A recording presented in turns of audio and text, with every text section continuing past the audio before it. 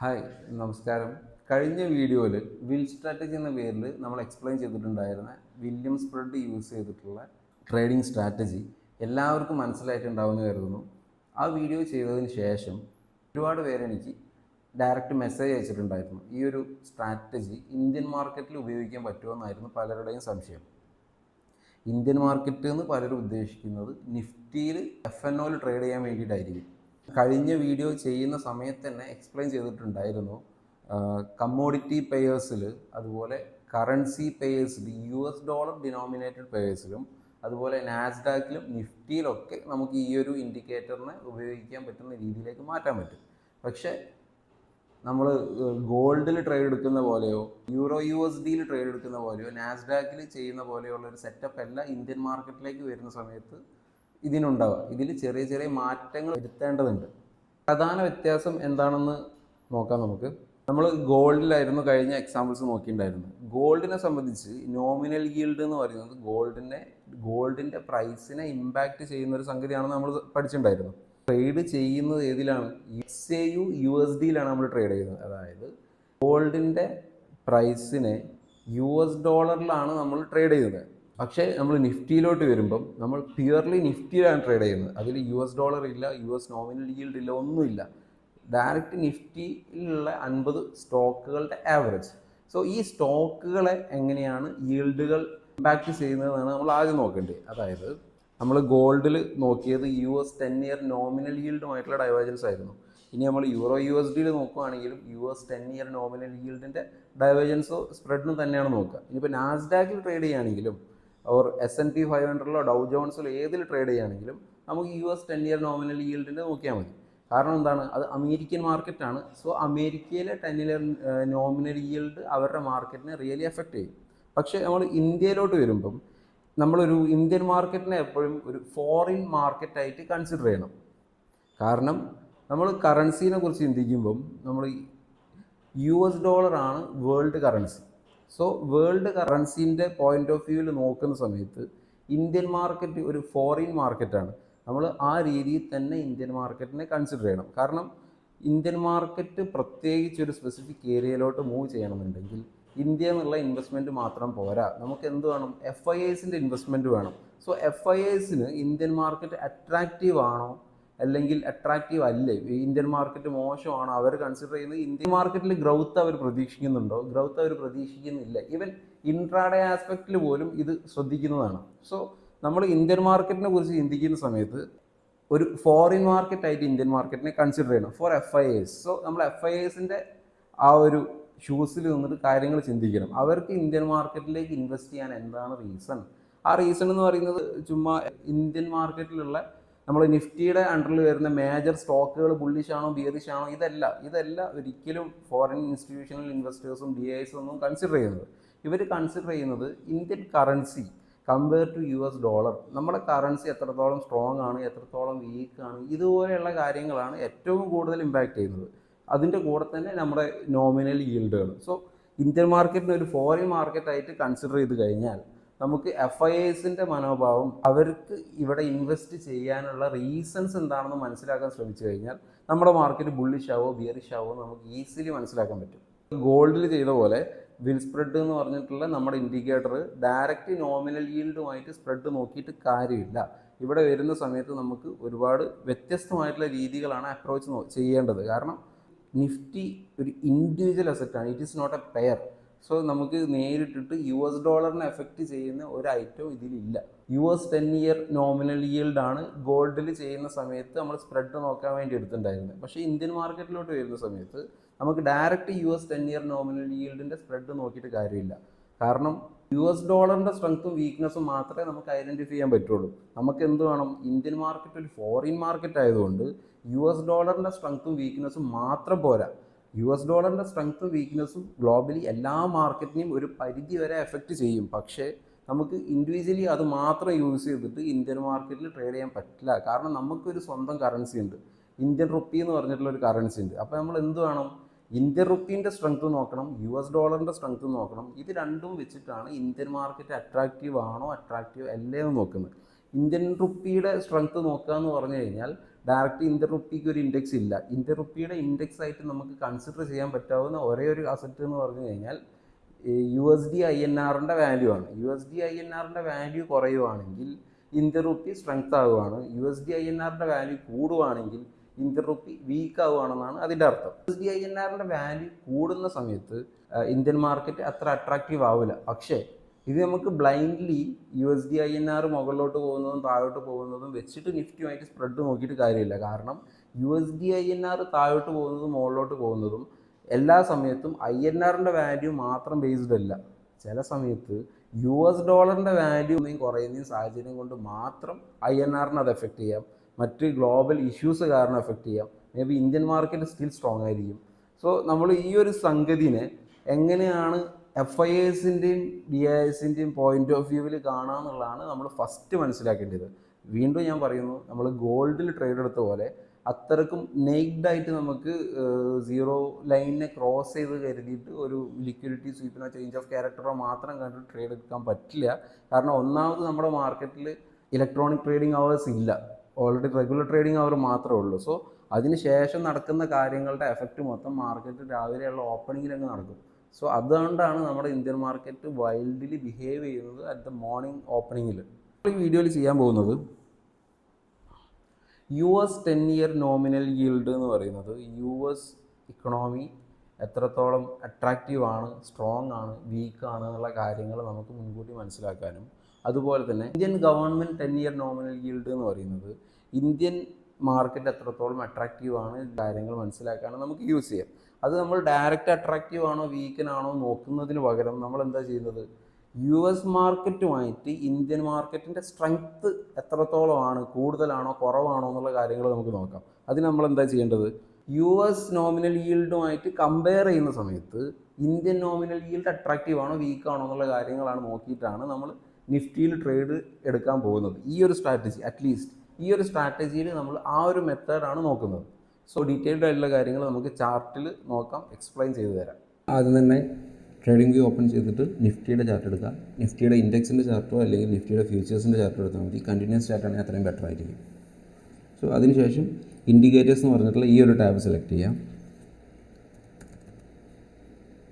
അതിൽ നമ്മുടെ ഇൻഡിക്കേറ്റർ ആയിട്ടുള്ള വീൽ സ്പ്രെഡ് ആഡ് ചെയ്യാം. വീൽ സ്പ്രെഡ് ആഡ് ചെയ്ത് കഴിഞ്ഞതിന് ശേഷം Indian 10-year government yield market 1ലും US 10-year government yield market 2ലും ആഡ് ചെയ്യാം. എന്നിട്ട് ചാർട്ടിനെ ആസ് യൂഷ്വൽ നമ്മൾ 15 മിനിറ്റിലേക്ക് മാറ്റും. ഇന്നത്തെ മാർക്കറ്റിനെ നോക്കാം. സോ ഇന്നത്തെ മാർക്കറ്റ് നോക്കുകയാണെങ്കിൽ നമ്മുടെ കോമൺ സിനാരിയോ എന്ന് പറഞ്ഞു കഴിഞ്ഞാൽ വീൽ സ്പ്രെഡ് സീറോ ലൈനിനെ മുകളിലോട്ട് ക്ലോസ് ചെയ്ത് കഴിഞ്ഞാൽ ബുള്ളിഷ് ആകും എന്നാണ്.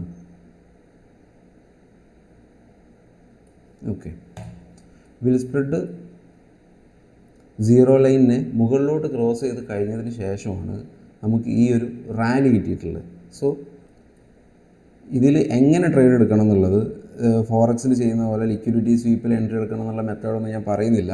നിഫ്റ്റിയിൽ നിങ്ങൾ ഏത് എൻട്രി മെത്തേഡാണോ നിങ്ങൾ കറൻ്റ്ലി യൂസ് ചെയ്യുന്നത് അതേ മെത്തേഡ് തന്നെ യൂസ് ചെയ്യുക. ബട്ട് മാക്രോ ഡയറക്ഷൻ, FIAസിൻ്റെ ഇൻട്രസ്റ്റ്, അതായത് ഇൻസ്റ്റിറ്റ്യൂഷൻസിൻ്റെ ഇൻട്രസ്റ്റ് ഏത് ഡയറക്ഷനിലോട്ടാണെന്ന് മനസ്സിലാക്കാൻ വേണ്ടി മാത്രം ഇതിനെ യൂസ് ചെയ്യുക.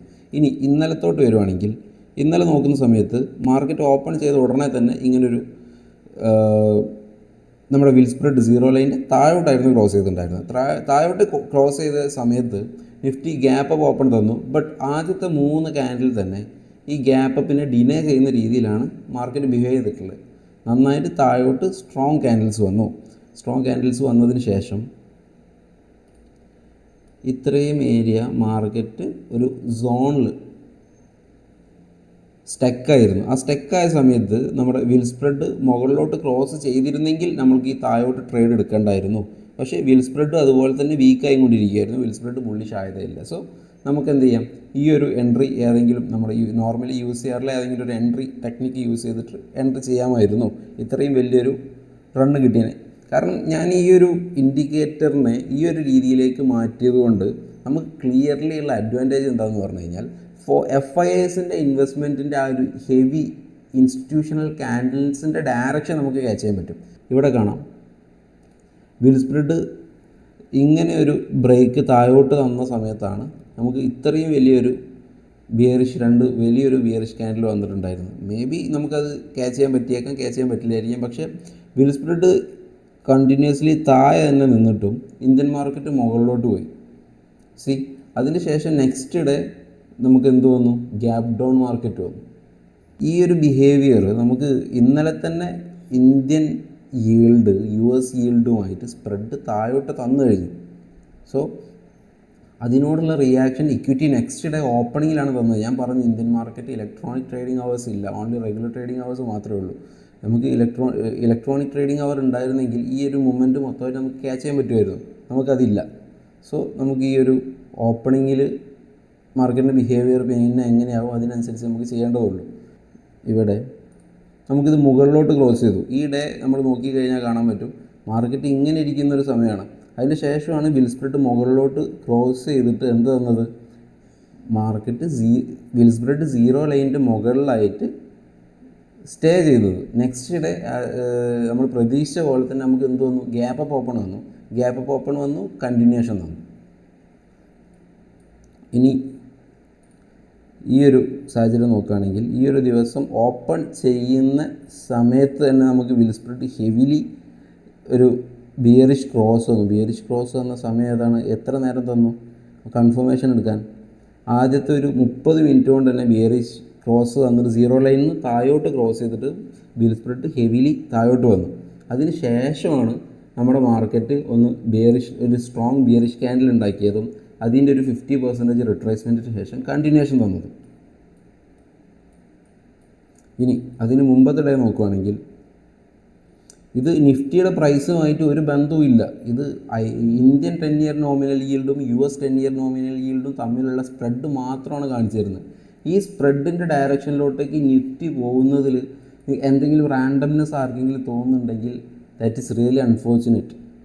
ഇത് ക്ലിയർലി ഇൻസ്റ്റിറ്റ്യൂഷണൽ ഡയറക്ഷനാണ്. സോ ഇതിപ്പോൾ 0 ലൈനിൽ നിന്ന് മുകളിലോട്ട് ക്രോസ് ചെയ്തു. നമുക്ക് ഇഫ് വി ആർ ലക്കി നമുക്ക് പറയാൻ പറ്റില്ല, നമുക്ക് ഈവനിങ്ങിൽ 3 മണിക്ക് ശേഷം വലിയൊരു റാലി കിട്ടുമായിരുന്നു. But market next day gap up open ആണ് അതിന് പകരം തന്നത്. സോ ഇത് റാൻഡം അല്ല. ഈ ഒരു മാക്രോ ലെവൽ അൽഗോരിതം എന്ന് പറയുന്നതാണ് നമ്മൾ മാർക്കറ്റിൻ്റെ കംപ്ലീറ്റ്ലി ഡയറക്ഷൻ എന്ന് പറയുന്നത്. ഇത് നിങ്ങൾക്ക് എല്ലാവർക്കും ബാക്ക് ടെസ്റ്റ് ചെയ്യാം. ബാക്ക് ടെസ്റ്റ് ചെയ്ത് നോക്കിക്കഴിഞ്ഞാൽ ഇതിനേക്കാളും ഒരുപാട് അട്രാക്റ്റീവ് ആയിട്ടുള്ള മെത്തേഡുകൾ നിങ്ങൾക്ക് കാണാൻ പറ്റും ഈ ഒരു സെറ്റപ്പിൽ. ഇതിന് പ്രധാനമായിട്ടും വേണ്ടത് നിഫ്റ്റിയിൽ ഞാനൊരു എൻട്രി സെറ്റപ്പ് ഞാൻ പറയില്ല. നിഫ്റ്റിയിൽ ഞാൻ യൂസ് ചെയ്യുന്ന എൻട്രി സെറ്റപ്പ് എന്ന് പറഞ്ഞാൽ വെരി ഡിഫറെൻ്റ് ആണ്. നിഫ്റ്റിൻ്റെ ഡയറക്ഷൻ മനസ്സിലാക്കാൻ ഈ ഒരു മെത്തേഡ് മതി. നിഫ്റ്റി അടുത്ത ഒരു ദിവസം ഏത് ഡയറക്ഷനിലേക്കാണ് അല്ലെങ്കിൽ അടുത്ത 3-4 മണിക്കൂർ ഏത് ഡയറക്ഷനിലേക്കാണെന്ന് മനസ്സിലാക്കാൻ നമുക്ക് ഈ ഒരു മെത്തേഡ് ഫോളോ ചെയ്താൽ മതി. ഇതിലേക്ക് നമ്മളെ നോർമൽ നിഫ്റ്റിയുടെ open interest, put call ratio ഇതുപോലെയുള്ള കാര്യങ്ങളും കൂടി നമുക്ക് കിട്ടുവാണെങ്കിൽ നമുക്ക് ഈസിലി നിഫ്റ്റിയുടെ ഡയറക്ഷൻസ് ക്യാച്ച് ചെയ്യാൻ പറ്റും. സോ ഈ ഒരു മെത്തേഡ് എല്ലാവരും ട്രൈ ചെയ്ത് നോക്കാം. നിങ്ങൾക്ക് ഓവർ സോൾഡ്, ഓവർ ബോട്ട് കാര്യങ്ങൾ കൂടി കിട്ടണമെന്നുണ്ടെങ്കിൽ വലിയ പെർസെൻറ്റേജ് റേഞ്ചും കൂടി ഇതിലേക്ക് ആഡ് ചെയ്ത് കഴിഞ്ഞാൽ നിങ്ങൾക്ക് ഒരു ഇൻട്രാഡേ എൻട്രിയും കൂടി അതിലേക്ക് അഡാപ്റ്റ് ചെയ്യാൻ പറ്റും. സോ എൻട്രി എങ്ങനെ വേണമെന്നുള്ളത് ട്രേഡ് ചെയ്യുന്ന ഓരോരുത്തരും കറൻ്റ് യൂസ് ചെയ്യുന്ന എൻട്രി മെത്തേഡ് തന്നെ യൂസ് ചെയ്യുക.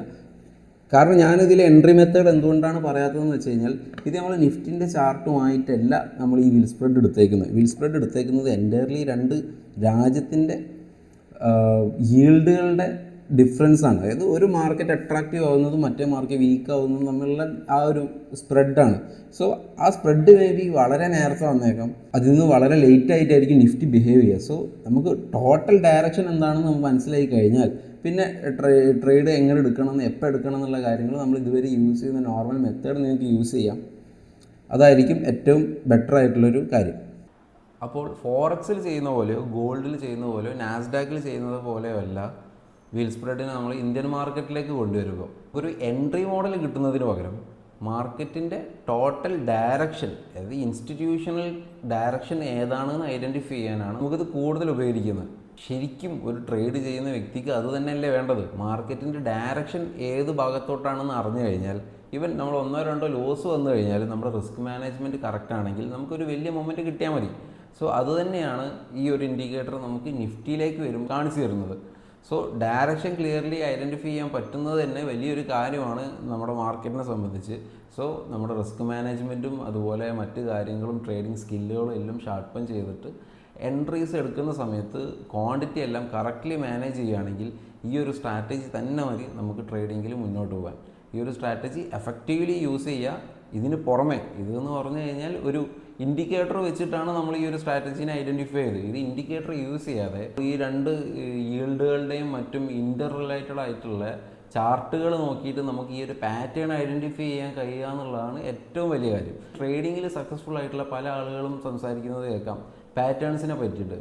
അതെന്ന് പറഞ്ഞു കഴിഞ്ഞാൽ ഓരോ നിഫ്റ്റിയുടെ പാറ്റേൺസിനെ കുറിച്ചല്ല ആക്ച്വലി സംസാരിക്കുന്നത്, മാക്രോ ഇക്കണോമിക്കൽ പാറ്റേൺസിനെ പറ്റിയിട്ടാണ് സംസാരിക്കുന്നത്. ഓരോ സ്പെഷ്യൽ ഇവൻറ്റ് സംഭവിക്കുമ്പോഴും ഓരോ ഇക്കണോമിക്കൽ സാഹചര്യങ്ങളിലും നമ്മുടെ ഈ ഇൻ്റർ മാർക്കറ്റ് മൾട്ടി അസറ്റ്സുകൾ ക്രിയേറ്റ് ചെയ്യുന്ന പാറ്റേൺസിനെ കുറിച്ചാണ് അവരെല്ലാവരും സംസാരിക്കുന്നത്. സോ ട്രേഡ് ചെയ്യുന്ന സമയത്ത് ഒരിക്കലും ഒറ്റ ചാർട്ടിനെ ഡിപ്പെൻഡ് ചെയ്തിട്ട് ട്രേഡ് ചെയ്യാതിരിക്കുക. ഏറ്റവും ബെറ്റർ ട്രേഡേഴ്സ് എല്ലാം ഇക്കണോമിക്കൽ ഡാറ്റ അനലൈസ് ചെയ്ത് ട്രേഡ് ചെയ്യുന്ന ആളുകൾ തന്നെയാണ്. ലാരി വില്യംസിൻ്റെ ഒരു ഫേമസ് ആയിട്ടുള്ള കോട്ടുണ്ട്, you cannot predict price of A by using the price of A. So അതുതന്നെയാണ് ഇവിടെ ഞാനും പറയുന്നത്. നിങ്ങൾക്ക് എ എന്ന എലമെൻറ്റിൻ്റെ ഫ്യൂച്ചർ പ്രൈസിനെ കുറിച്ച് അറിയണമെന്നുണ്ടെങ്കിൽ എയുടെ പാസ്റ്റ് പ്രൈസ് മാത്രം അറിഞ്ഞുകൊണ്ട് കാര്യമില്ല. അറ്റ് ദ മൊമെൻറ്റ് ബിയുടെയും സിയുടെയും ഡിയുടെയും ഒക്കെ പ്രൈസിൻ്റെ എങ്ങനെയാണ് എന്നുള്ളത് എയുടെ പ്രൈസിനെ എഫക്റ്റ് ചെയ്യും. സോ എയുടെ പാസ്റ്റ് പ്രൈസ് മാത്രം നോക്കുന്നതിന് പകരം നമ്മൾ ബിയുടെയും സിയുടെയും ഡിയുടെയും ഒക്കെ പ്രൈസിനെ കുറിച്ച് അറിയാൻ വേണ്ടി ശ്രമിച്ചു കഴിഞ്ഞാൽ അതിനാണ് ഇൻ്റർ മാർക്കറ്റ് റിലേഷൻഷിപ്പിനെ കുറിച്ച് പഠിക്കുക എന്ന് പറയുന്നത്. സോ ഇതറിഞ്ഞു കഴിഞ്ഞാൽ നമ്മൾ ട്രേഡ് ചെയ്യുന്ന ഏത് അസറ്റ് ആണെങ്കിലും, ഈവൻ നിഫ്റ്റി ആണെങ്കിലും ഗോൾഡ് ആണെങ്കിലും നാസ്ഡാക്ക് ആണെങ്കിലും ഈവൻ കറൻസി പെയേഴ്സ് ആണെങ്കിലും ഏതാണെങ്കിലും അതിൻ്റെ മൂവ്മെൻറ്റ് ഏത് ഡയറക്ഷനിലോട്ടാണെന്ന് മനസ്സിലാക്കാൻ സഹായകരമാവും. എല്ലാവർക്കും ഈ ഒരു വീഡിയോ മനസ്സിലായെന്ന് കരുതുന്നു. സംശയമുള്ളവർക്ക് തീർച്ചയായും കമൻറ്റ് ചെയ്യാൻ ഞാൻ റിപ്ലൈ ചെയ്യുന്നതായിരിക്കും. അതുപോലെ കൂടുതൽ ഹെൽപ്പ് വേണ്ടവർക്ക് എന്നെ നേരിട്ട് കോൺടാക്റ്റ് ചെയ്യാം. ഇൻസ്റ്റാഗ്രാം പേജിൽ എൻ്റെ കോൺടാക്റ്റ് നമ്പേഴ്സ് ഉണ്ട്. സോ ട്രേഡിങ്ങിനെ കുറിച്ചിട്ടുള്ള കൂടുതൽ വീഡിയോകളൊക്കെ ആയിട്ട് ഈ ചാനൽ പറ്റുവാണെങ്കിൽ സബ്സ്ക്രൈബ് ചെയ്യുക. എന്തായാലും കൂടുതൽ വീഡിയോസ് ഞാൻ എന്തായാലും ഈ ചാനൽ ഡെഫിനറ്റ്ലി അപ്ലോഡ് ചെയ്യുന്നതായിരിക്കും.